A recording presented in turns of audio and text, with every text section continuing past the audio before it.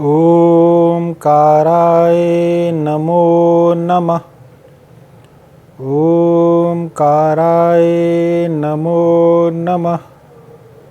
ओंकाराय नमो नमः।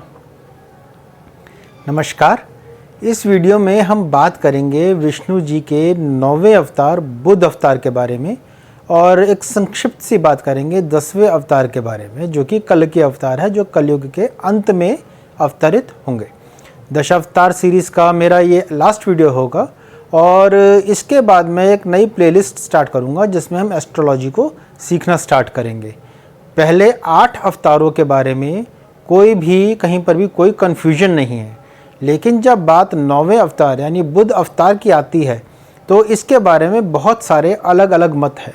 ज़्यादातर लोग गौतम बुद्ध को विष्णु का 9वां अवतार मानते हैं और पढ़ाते हैं, परंतु मेरे विचार इससे थोड़े से भिन्न हैं। अगर आप एक्चुअल में जानना चाहते हैं तो इस वीडियो को एंड तक ज़रूर देखिएगा, और अगर आप तक अपने इस चैनल को सब्सक्राइब नहीं किया है तो प्लीज़ कर लीजिएगा और इस प्लेलिस्ट को सेव कर लीजिए। तो दिव्य शास्त्र में आपका स्वागत है और इस दिव्य यात्रा में मैं आपका मार्गदर्शक आशीष जैन।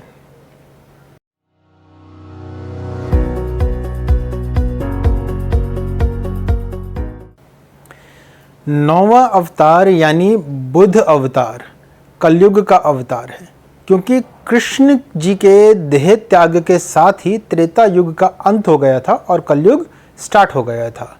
कलयुग में शायद ऋषि परंपरा विलुप्त हो गई हो या कोई नया शास्त्र ना लिखा गया हो जिसमें इस अवतार का वर्णन हुआ हो। इस अवतार के साथ अनेक मत एवं स्टोरीज़ हैं जिनको मैं संक्षिप्त में बताऊंगा। देखिए, हमारा काम ज्योतिष का है और इसलिए मैं ये सजेस्ट करता हूँ हमेशा कि हम किसी कंट्रोवर्सी में ना पड़ें। हम उस राजहंस की तरह बने जिसको अगर दूध में पानी मिलाकर दे दिया जाता है तो वो अपने मतलब से दूध पी लेता है और पानी को छोड़ देता है। इसी प्रकार इन स्टोरीज़ के ऊपर बहस ना करके कि क्या सही है क्या गलत है, इन विवादों में ना पड़कर हम इसके माध्यम से बुध ग्रह को समझने का प्रयास करेंगे। बुध भागवत स्कंद के पहले अध्याय 6ठे श्लोक के अनुसार यह कहा गया है कि ततः कलो संप्रवृत्ते सम्मोहाय सुर दुष्याम बुद्धो नामना जन सुतः कीकटेषु भविष्यति। अर्थात कलयुग में देव द्वेषियों को मोहित करने नारायण कीकट प्रदेश बिहार और उड़ीसा के आसपास का क्षेत्र पड़ता है, कीकट प्रदेश में अंजना के पुत्र के रूप में प्रकट होंगे। जबकि गौतम बुद्ध लुम्बिनी में पैदा हुए थे और उनकी माँ का नाम माया देवी था, और गौतम बुद्ध ने स्वयं कहा है कि मैं कोई अवतार नहीं हूँ।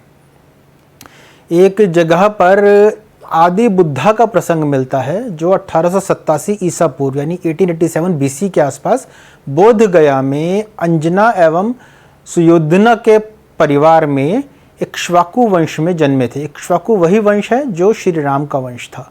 इनको विष्णु जी का 9वां अवतार माना गया है और कहा गया कि इन्होंने अहिंसा यानी कि नॉन वायलेंस की टीचिंग दी और बलि प्रथा को खत्म करने का उपदेश दिया, जो वैदिक हिंदुइज्म में बहुत ज़्यादा प्रचलित हो गया था।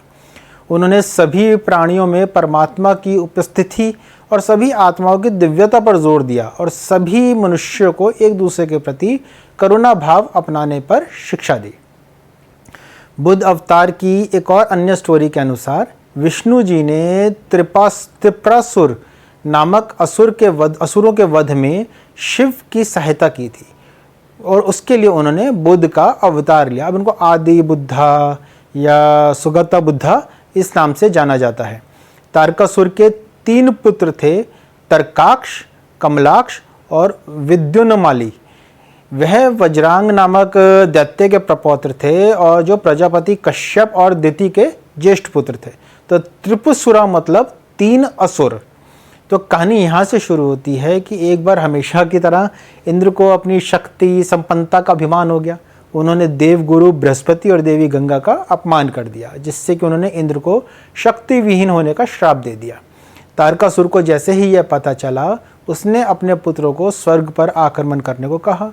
इंद्र डरकर सारे देवों को छोड़कर भाग गए, जिससे सारे देव शिव की शरण में गए। तो शिव ने उनको दधीची ऋषि के रक्षण में दे दिया और इंद्र का वध करने निकल गए। परंतु ब्रह्मा और विष्णु के कहने पर शिव ने उन्हें छोड़ दिया, पर उनका राज्य और राजपद वापस ले लिया इंद्र का।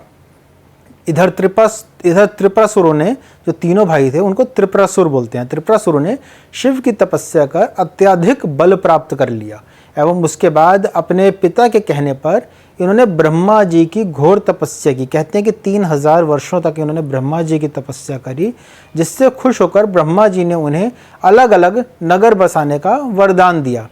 अब देखिए, कई बार मेरे सामने प्रश्न करते हैं कई मेरे स्टूडेंट्स भी या कुछ भी, कि जब ये असुर थे तो ब्रह्मा जी शिव जी आके इन्हें वरदान क्यों दे देते थे। तो बेसिकली आप एक चीज़ समझिए कि ये सृष्टि का एक नियम है, असुर हो चाहे सुर हो, देव हो चाहे दानव हो, अगर वो ईश्वर की प्रार्थना सच्चे मन से करेंगे तो उन्हें ना चाहते हुए भी विवश होकर उनको वरदान देने के लिए आना पड़ेगा। तो वरदान पाकर तीनों दानवों ने अपने लिए क्रम से सोने चांदी और एक लोहे का नगर के लिए उन्होंने ब्रह्मा जी से वरदान मांगा। तो उनके तीनों नगर ब्रह्मा जी ने अपने वरदान से उनके तीनों नगर बनवा दिए और ये तीनों नगर ही त्रिपुर कहलाए। तो ब्रह्मा जी ने यह भी कहा कि सहस्त्र वर्षों के बाद, यानी 1000 वर्षों के बाद, हर 1000 वर्षों के बाद ये तीनों ग्रह एक लाइन में, एक सीध में आ जाएंगे और तब जो एक ही बाण से इन तीनों नगरों को, तीनों पुरों को नष्ट कर देगा, उसी से ही इन तीनों भाइयों का विनाश होगा। क्योंकि उससे पहले इन तीनों भाइयों ने ब्रह्मा जी से कहा था कि हमें अमर होने का वरदान दे दो, जिसके लिए ब्रह्मा जी ने मना कर दिया था।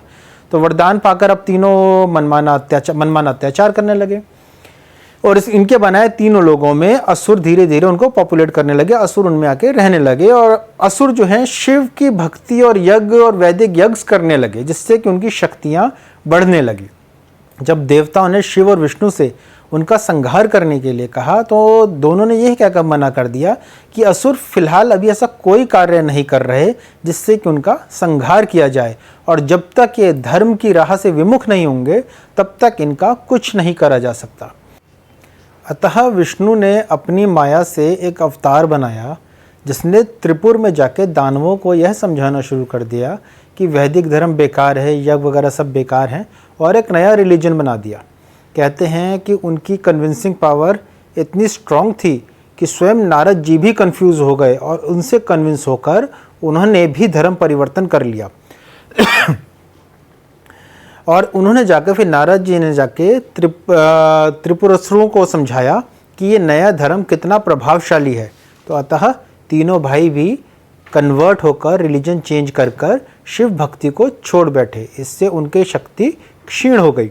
तो इस अवतार को भी बुद्ध से जोड़कर देखा जाता है, परंतु उसके बाद भी उनका वध कर पाना मुश्किल हो रहा था, क्योंकि उन तीनों भाइयों की जो पत्नियां थी वो बहुत पतिव्रता थी। तो अतः विष्णु ने फिर एक बहुत खूबसूरत युवक के रूप में, कहते हैं कि बुद्ध का अवतार लिया और उन तीनों स्त्रियों को अपनी तरफ अट्रैक्ट कर लिया, जिससे कि उनका धर्म विफल हो गया। ऐसा होते ही उसी क्षण जो त्रिपुर थे वो तीनों एक सीध में आ गए। 1000 वर्ष बीत चुके थे, वो तीनों एक सीध में आ गए और शिव ने अपने एक वाण से एक ही बार में त्रिपुर को भस्म कर दिया। तो और इसी दिन को कार्तिक पूर्णिमा या त्रिपुर पूर्णिमा के नाम से सेलिब्रेट किया जाता है और मनाया जाता है। तो अब इस स्टोरी से हमें बुध ग्रह के बारे में क्या पता चलता है। देखिए, बुध प्लानिटरी कैबिनेट में प्रिंस है, यानी वो यंग है, जवान है, full of energy. Budh diplomacy का ग्रह है और अपने इसी गुण से उसने असुरों को, यहाँ तक कि नारद जी को भी नए धर्म में परिवर्तन करने के लिए कन्विंस कर दिया। यानी बुध की कन्विंसिंग पावर बहुत स्ट्रांग है। बुध इंटेलिजेंट है, इसलिए वह बुद्धि का और इंटेलिजेंस का कारक है। बुध और सूर्य की युति कुंडली में बुध आदित्य योग को बनाती है, जो जिस व्यक्ति को एक इंटेलिजेंट बनाती है। बुध को मौज मस्ती बहुत पसंद है, यंग है, प्रिंस है, बुध को मौज मस्ती बहुत पसंद है। कुंडली में एक स्ट्रांग बुध व्यक्ति को एक स्ट्रांग कन्विंसर बना सकता है। वो दूसरे लोगों को बहुत अच्छी तरह से कन्विंस कर सकता है, उनको अपनी बात में बड़ी आसानी से फंसा सकता है, अपनी बात के अंदर उनको प्रभाव में लेके जा सकता है। जिस प्रकार से जब हमने अवतार की बात करी थी, जिन्होंने नया रिलीजन बनाया, उन्होंने कन्विंस कर दिया सबको। तो बुध लॉजिक्स का ग्रह है, क्योंकि वो अपनी हर बात के पीछे इतने ज़बरदस्त लॉजिक्स देगा कि सब उसकी बात मान जाएंगे। तो अब तो आप समझ ही गए होंगे कि अगर आपने मेरे सारे पिछले वीडियोस देखे होंगे तो आप ये भी समझ जाएंगे कि अब थोड़ा इस इंटरप्रिटेशन को आप खुद भी करना सीखिए कि जो मैंने पॉजिटिव बुध की, जो मैंने अभी आपको बुध के कारकत्व बताए, वो सारे पॉजिटिव और स्ट्रॉन्ग बुध के थे। और यही बुध अगर कुंडली में नेगेटिव होगा तो यही सारे जितने ट्रेट्स हैं वो नेगेटिव फॉर्म में कन्वर्ट हो जाएंगे, यानी लो इंटेलिजेंस, लो मेमोरी, बुध मेमोरी का भी कारक है, लो मेमोरी, यादाश्त की कमी होना, इलॉजिकल होना। तो ये सारी जो ट्रेट्स हैं आपकी पर्सनैलिटी में, उस व्यक्ति की पर्सनैलिटी में जिसकी कुंडली में बुध वीक होगा, वो नज़र आ जाएंगे। वहीं अगर बुध करप्ट हो जाएगा, जैसे कि राहु के साथ हो, तो वह इंटेलिजेंट तो हो जाएगा, लेकिन उसकी इंटेलिजेंस गलत दिशा में काम करने लग जाएगी, लोगों को बेवकूफ़ बनाने में, just like a con man. तो इस प्रकार से हमें ग्रहों के इंटरप्रिटेशंस को करना चाहिए। अब बुध एक नॉन वायलेंट ग्रह है, वह सिर्फ अपने दिमाग से जीतना जानता है, मार काट में ज़्यादा विश्वास नहीं रखता। क्योंकि जब याद है, अगर मैंने पहली जो स्टोरी बताई थी उसमें जो है बुध ने नॉन वायलेंस की ही शिक्षा दी थी, तो मार काट में विश्वास नहीं रखता। अब यही जो सारी क्वालिटीज़ हैं एक बिजनेसमैन के लिए बहुत ज़रूरी हैं। इसीलिए बुध वर्ण में वैश्य समुदाय को रिप्रेजेंट करता है। एक अच्छा बिजनेसमैन होने के लिए कुंडली में एक स्ट्रॉन्ग मर्क्यूरी या बुध का होना परम ही आवश्यक है, वरना आप में वो कन्विंसिंग पावर, डिसीजन मेकिंग और डिप्लोमेटिक पावर नहीं होगी जो एक अच्छा बिजनेसमैन या एक अच्छा व्यापारी होने के लिए चाहिए। देखिए, इसी तरह से इन बातों को मिक्स करके हम अलग अलग ट्रेट्स निकाल सकते हैं। बुध व्यक्ति को एक और चीज़ है, प्लीजिंग और अट्रैक्टिव पर्सनैलिटी देता है। यंग ग्रह है, प्रिंस है, और जैसा आपने स्टोरी से समझा होगा कि वो एक अट्रैक्टिव पर्सनैलिटी देता है। तो इसी प्रकार हम बुध के कैरेक्टरिस्टिक्स को इन स्टोरीज से एक्सट्रैक्ट कर सकते हैं। माना जाता है कि ये भी एक माना जाता है कि बुध सिर्फ एक ही अवतार नहीं है, और हर कलयुग में बुध या हर युग में बुध अलग अलग रूप में कई बार ज़रूरत के अनुसार अवतरित होते रहते हैं। तो बुध ग्रह जनित समस्याओं के लिए विष्णु भगवान की भक्ति एवं विष्णु सहस्रनाम का पाठ करने के लिए कहा जाता है। तो चलिए अब हम फटाफट बात करते हैं अपने आखिरी अवतार यानी कल्कि अवतार की। भगवान विष्णु का 10वां अवतार कल्कि अभी प्रकट नहीं हुआ है। मान्यता है कि कलयुग के जो करीब 4,32,000 साल का जो कलयुग है, और अभी कलयुग के सिर्फ 5,000 साल ही खत्म हुए हैं। तो कलयुग के अंत में जब धरती पर अधर्म बहुत बढ़ जाएगा, धर्म लगभग खत्म होने लग जाएगा, उस समय धर्म की पुनः स्थापना के लिए विष्णु भगवान कल्कि के रूप में अवतार लेंगे और सभी अधर्मियों को खत्म करेंगे और फिर से धर्म की स्थापना करेंगे। परशुराम अवतार में मैंने बताया था आपको कि उनके गुरु भी परशुराम ही होंगे। श्रीमद् भागवत पुराण के अनुसार यह अवतार उत्तर प्रदेश के संभल गांव में विष्णु यश नामक ब्राह्मण की पत्नी सुमति के गर्भ से जन्म लेंगे तथा पुनः धर्म की स्थापना करेंगे। हमारे ग्रंथों में कल्कि अवतार के बारे में एक श्लोक है जो हमें बताता है कि कलयुग में भगवान कल्कि का अवतार कब और कहाँ होगा और उसके माता पिता कौन होंगे। यह अवतार 64 कलाओं से युक्त होगा और भगवान विष्णु का कल्कि अवतार निष्कलंक अवतार के नाम से भी जाना जाएगा। इसके अलावा उनके 3 बड़े भाई भी होंगे जिनके नाम सुमंत, प्रज्ञ और कवि होंगे। कल्कि अवतार का ज्योतिष में ऐसा प्रिडिक्टिव ज्योतिष में कोई बहुत ज़्यादा महत्व नहीं है, रादर हम असेंडेंट या लग्न को ही 10वीं एनर्जी की तरह यूज़ करते हैं।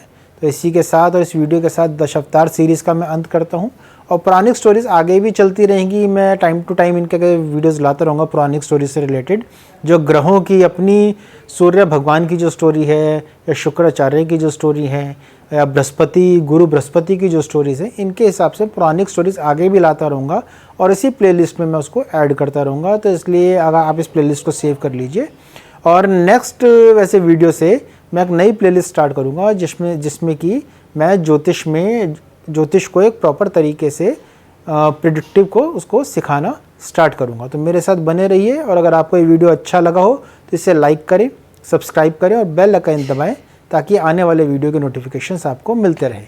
धन्यवाद।